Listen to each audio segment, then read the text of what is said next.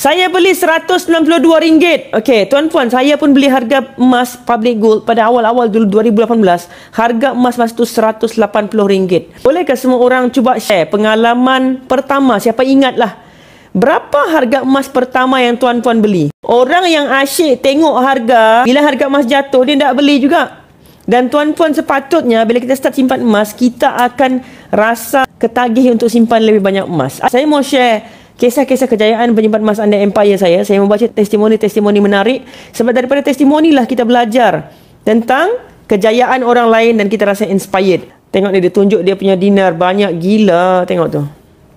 Dia punya emas, tuan-puan. Banyak ke tidak emas dia?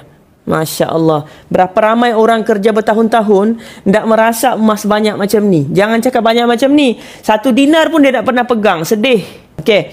So testimoni dia apa? Dia cakap, Assalamualaikum. Alhamdulillah, sejak join public gold, inspirasi nak pegang 1 gram suku dinar, 1 dinar dan 5 gram.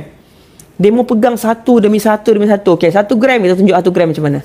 1 gram macam ni dalam bentuk kad. 1/4 gram macam mana? Kita tengok adakah 1/4 gram. 1/4 gram macam ni. Dia macam 1 dinar tapi dia kecil sikit, dia nipis sikit. Bahagi 4 kiranya 1.0625 gram. Lepas tu dia sebut apa lagi? 1 dinar. Ini 1 dinar. 1 dinar dulu harga 700 lebih, hari ni sudah harga 2000. Tuan-puan tunggu tahun depan naik 2500, jangan terkejut. Okey. Jadi apa dia cakap? 5 gram. 5 gram ni. Rasa berhantu. Weh, berhantu pula. Bila ada duit je nak top up dan keluarkan untuk pegang.